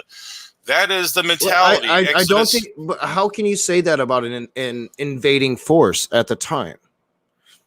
Well, I mean, Exodus 15:9 makes it clear that the enemy wants to pillage, destroy, and rape, and everything else. To put it in perspective, right? If you're talking about the American Indian War. Later in history, I'm going to do something that CJ does a lot. I'm going to use a different point in history to make my point. But if you take the American Indian War, and you were going to tell me, it's a defensive war for the Native Americans who are having their land taken from them, who are being genocided by a bigger, stronger, shinier army. Then I would say, yes, I agree. That's a defensive war for them. But when you're talking about the Americans encroaching on that land, taking more and more, I'd say that's an offensive war. So that's the parallels that I'm trying to draw with you, is I cannot see this as a defensive war when these people are the invading force. They are the offensive. No, the Canaanites would be the defensive. Okay, that's where I wholly disagree with you, and I think you're in error because you're thinking it's a land grab. It's never been about a land grab. I mean, even these tribes that you claim, like the ones they were fighting against, these Canaanites, they were actually part of Canaan, who was born of the Adamic bloodline. So it's not about blood. Yeah, it's not about that. How long were these Jews so-called enslaved in Egypt? How long? 400 years. 400 years that they've been gone from these lands, that these lands are now for 400 years the lands of the Canaanites. They own that land. That's their land now. No, it isn't, because no. Just because they were subjugated doesn't mean that all of a sudden it's their land now. Okay, would you say that because any more than the Cherokees? My position is that they were always Canaanite lands. I think history shows that they were always Canaanite lands. But just taking that aside, I'm saying, so 400 years later, you have an invading force showing up on your border saying, this is my land now. Would you accept that praise if somebody were to show up and say, Native Americans got this big ass army, and they're like, you know what? This is our land. Give me your shit. Would you accept that? If that was their land beforehand, yes, You absolutely. give everything away now. It was their land before that. Okay, then yeah, Literally. I would do that. Because that So was where are you originally their gonna go? land, and they were subjugated, and they were enslaved. So that was their land. Yeah. For one, I don't think history necessarily shows that, but for two, you're missing the point here. We're talking about 400 years of enslavement. Now, if you're gonna maintain that the Israelites still maintained a presence in this land, that's a different thing. But that's not what the scripture says. I think that that's probably the more probability of the case, right? I don't think every single Jew was enslaved in Egypt, but according to the scriptures, they were. And according to the scriptures, 400 years later, you had this very large force show up at your borders with a God telling them this land is yours. There's no negotiation. There's no let's make a compromise. We can share the land together. No, it's killed them all. You don't see an issue with that. No, because it's not about land. It's about their atrocious behavior and their deeds, what they've done. And again, God's made it clear. Hold on. Go ahead and then expand on the deeds that they did. All right, so whenever God says you're taking over a land, it's not because he never says, well, this was once your land, or you're going to take it over because I say so, because I'm the Lord God of the universe, and you're going to take it over because I want it to be the case. No, he's saying you're going to drive these people out because of their wicked, evil acts. Deuteronomy 9:4-5, it actually says that, and many other places as well. Leviticus 18 talks about bestiality. We're talking all sorts of incest and other atrocious acts that are just what I would say, to my worldview, at least, it would be objectively immoral. But I'm not sure about the secular worldview. I don't know how they could have an objective stance on that.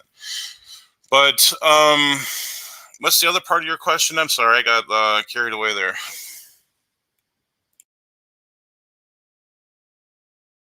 Oh, you're on mute. It's okay. Shit, sorry. I stepped away for just a second, but I was listening.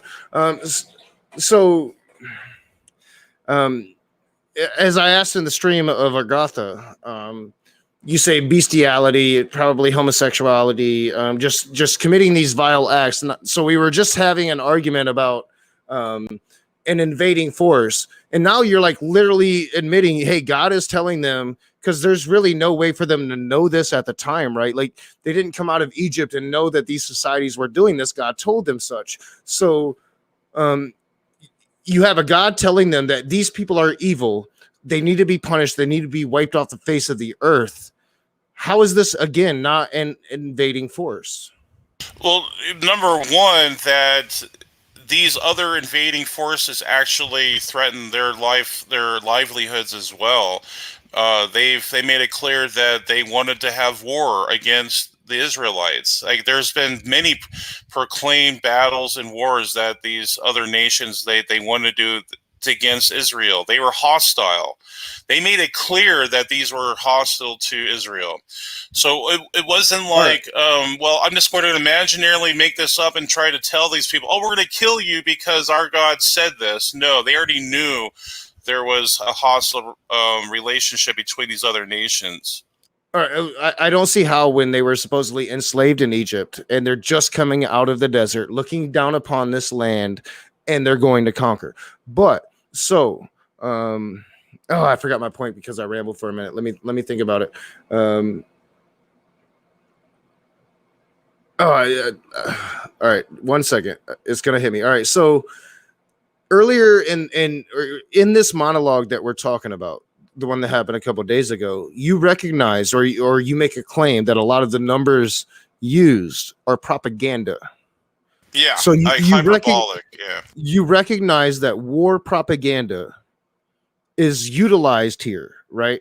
So now you're literally giving us what I think a lot of scholars would describe to be what most rational people could clearly see would be war propaganda from the victors of a war, saying that all of these people are doing all of these horrendous things, therefore our actions are justified. So, I mean, in this monologue we're talking about, you accept war propaganda, but now it seems like you're latching on war propaganda to demonize the people that you have literally no way to know the truth about.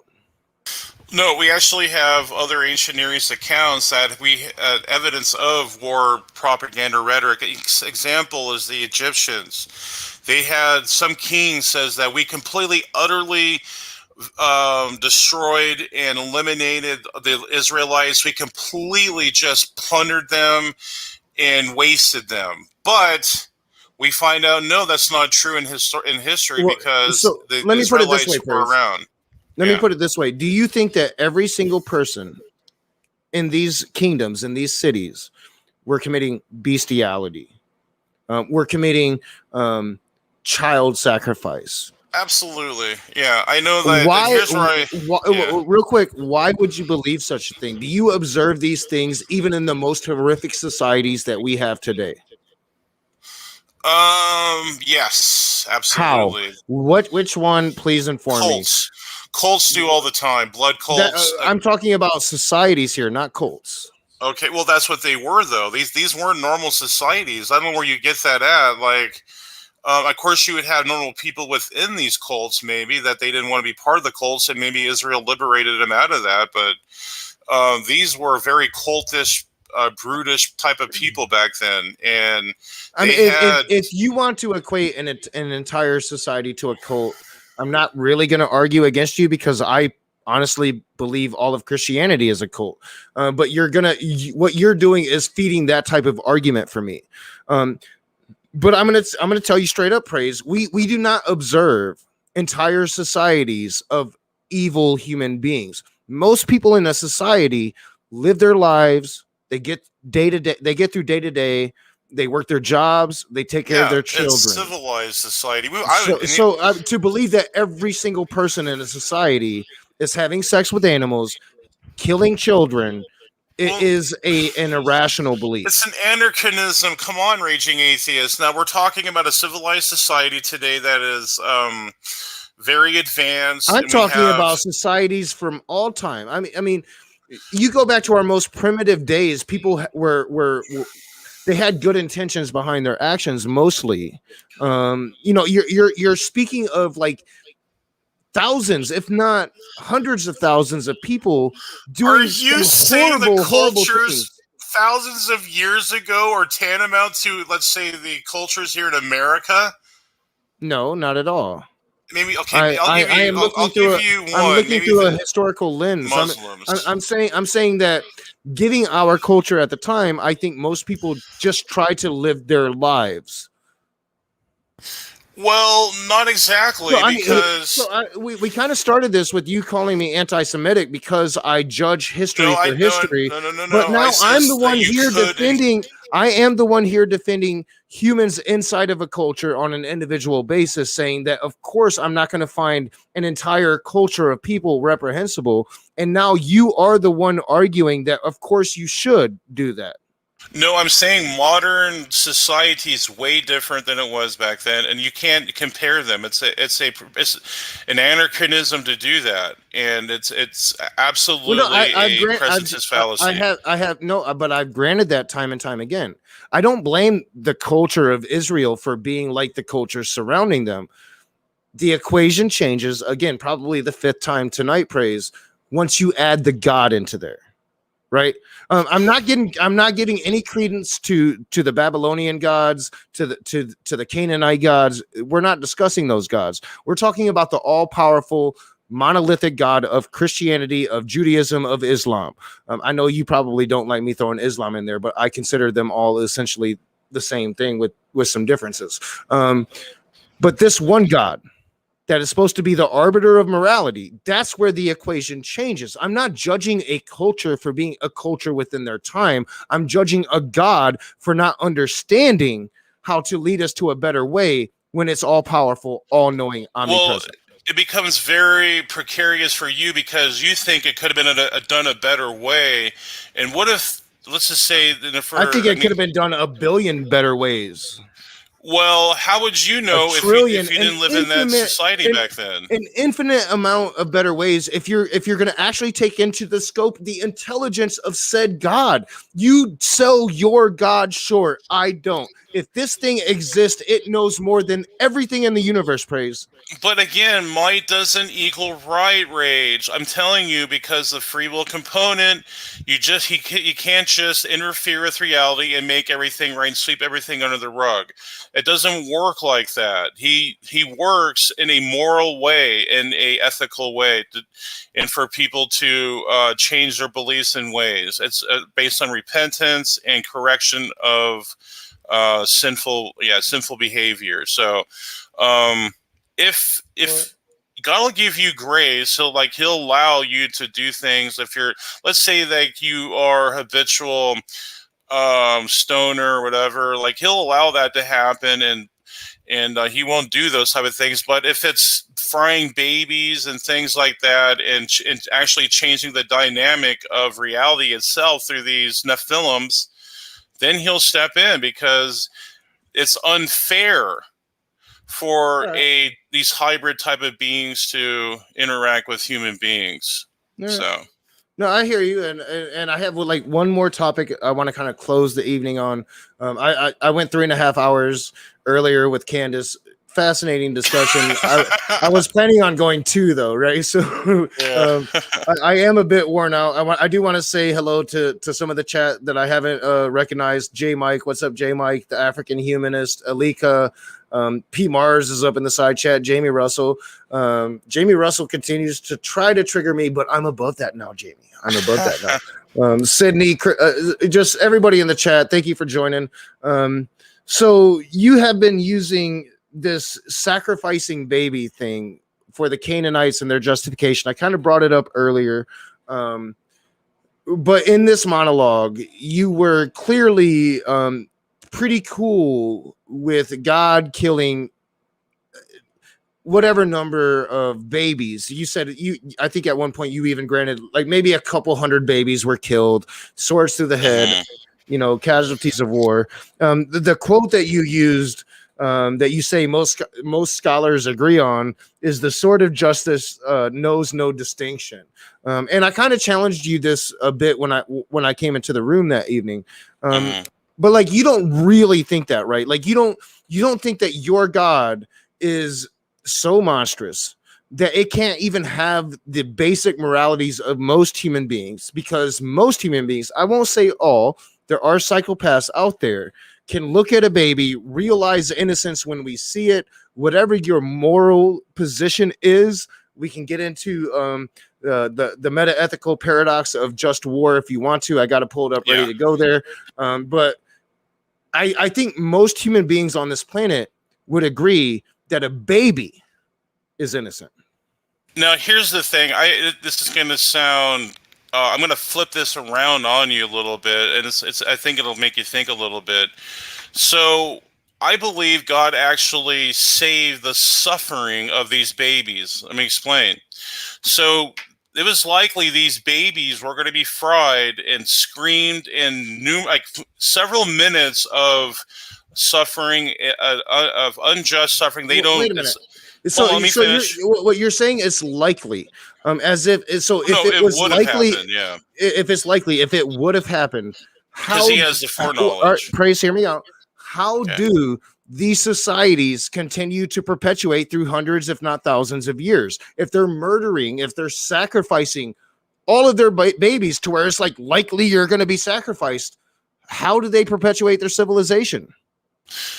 Great question. I don't know. Like that's what they were. That's kind of impossible, right? No, I know the answer to that. Actually, they were intermixing with the Jews, so it wasn't only their own people, and so they were getting the Jews to add into their nonsense. All those Jewish husbands were sleeping with all those Canaanite women, getting that. Yeah, Numbers 25. Yes, it did. Read it. There's thousands of people that died because of this stuff. It's sexual impropriety.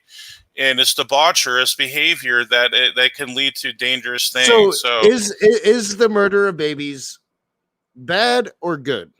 Well, what do you mean by murder, though? Can you is the sacrifice of babies bad or good? Bad.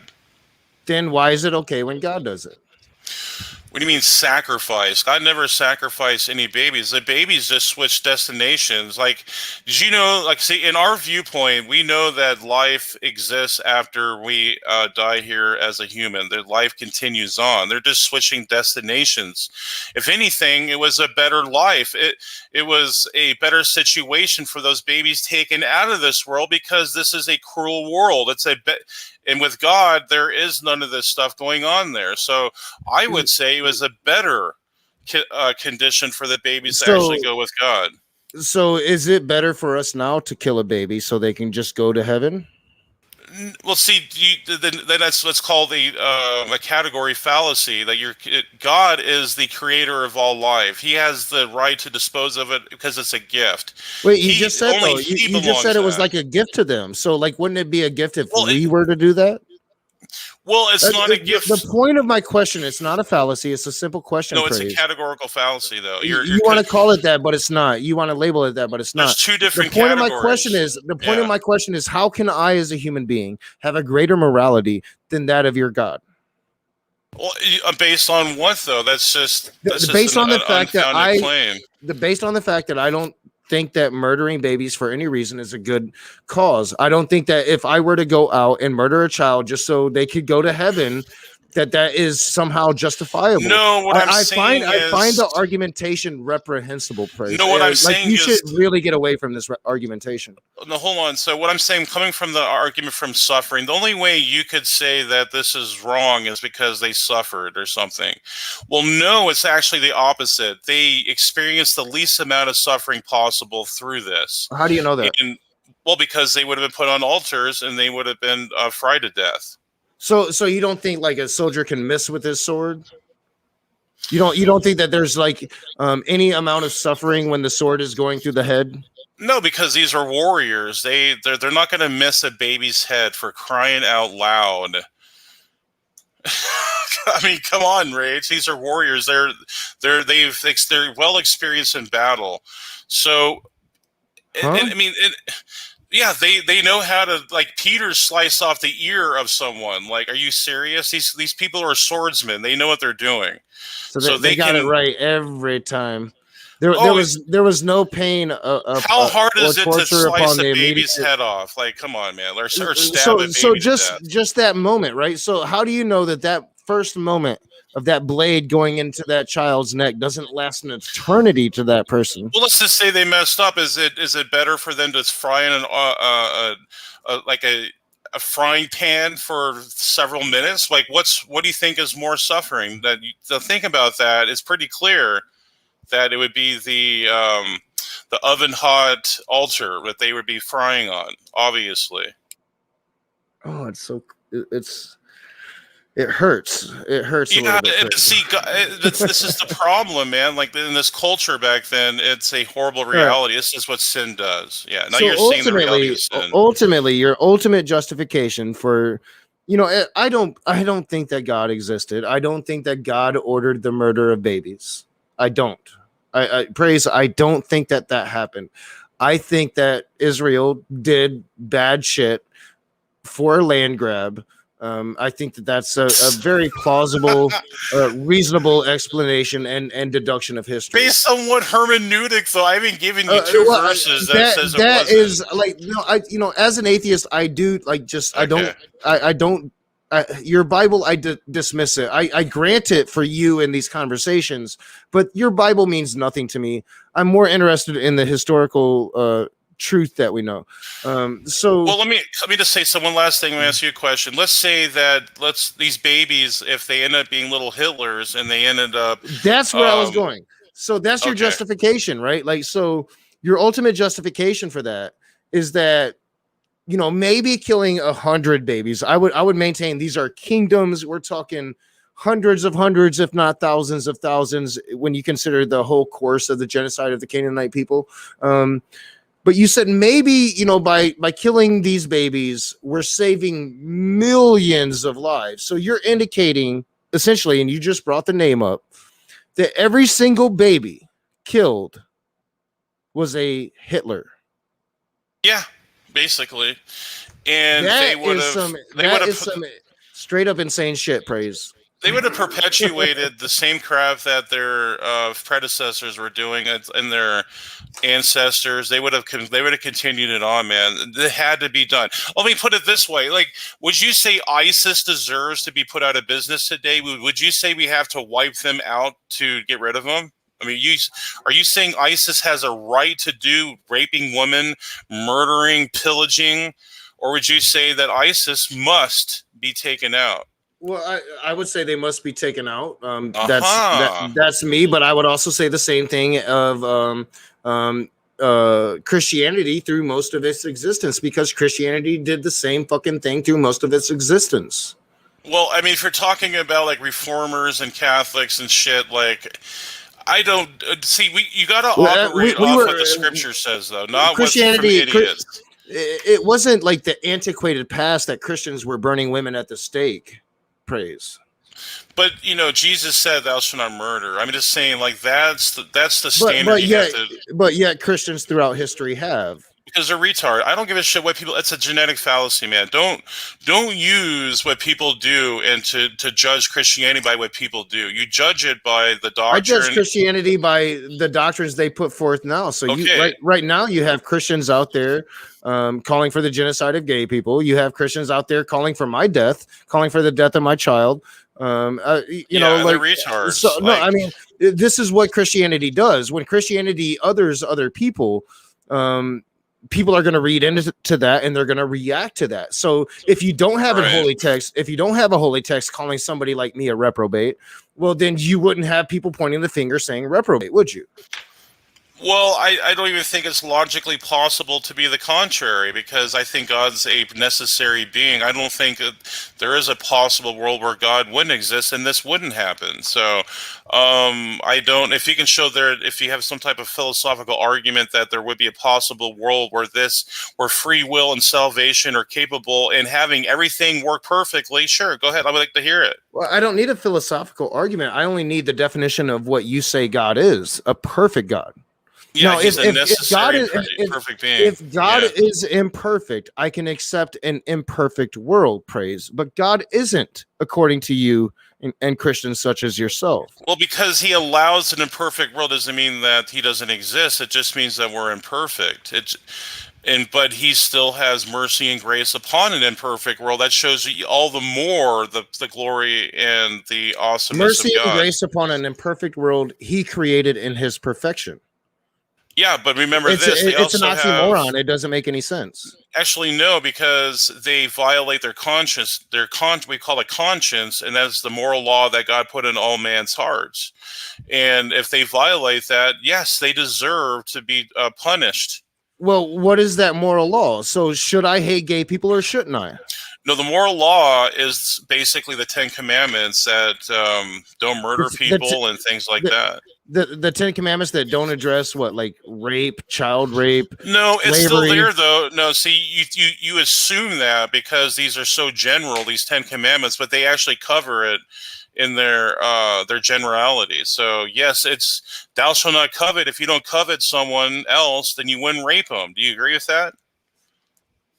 Maybe I don't know. I think some people are just. I think some people are just sick, and some people are power hungry.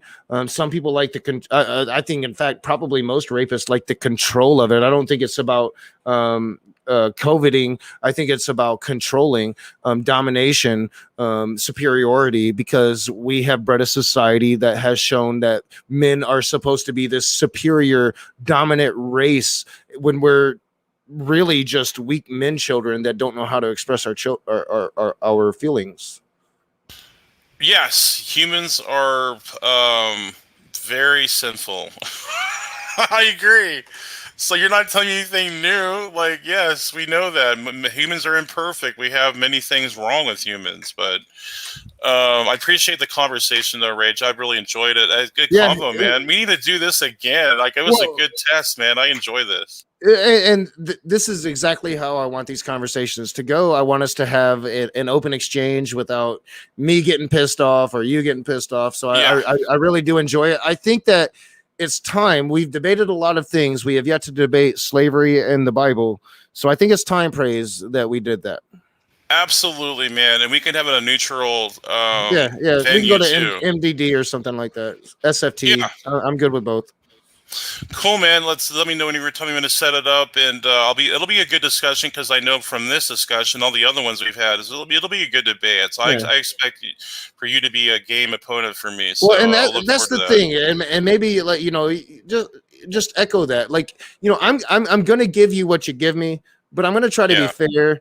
And if you come at me with shit, I'm gonna give you shit. But if you come at me correct, I'm gonna come at you correct. Cool, man. Cool, I got you. Yeah, I understand that, and I appreciate you having me on, and good convo. And we even have Germania in here today. We've had a great chat. We've had an awesome chat watching. We a good mix of people and ideas. So yeah, it's been a good day for the channel. 2 really good conversations. I appreciate it, Praise. That's one thing. We have our back and forth, but you're never afraid to come on and have a conversation. Yeah, and I appreciate you're always speaking up, whether they be someone not of your ilk, or it's like you're very even keeled on that. I appreciate that. All right. Yeah, cool, man. Thanks again. If I see you streaming later and I'm around, maybe I'll jump in. But cool, I'm telling myself I'm going to bed early tonight. So I got you. I hear you, man. Well, take care, man, and blessings upon you. And later, man. Take it easy. Right. Yep. Have a good night. All right. I want to thank you guys for watching. Interesting conversation. I think that we hit some points that we're going to have to expand on in the future with some future conversations. I think all around it's been a really good day. I've had 2 excellent conversations, the type of conversations that I really want to take this channel in the direction of. Everybody knows I love my dumpster fires, but ultimately the more constructive thing is civil conversations, trying to understand each other, even when that understanding is really, really hard to do sometimes. I'm going to try to get better at that, but it'll be an ongoing process. I guarantee it. Y'all have a great night. I still didn't quite finish my new Patreon thing. I think it's going to be really good once you guys actually see it.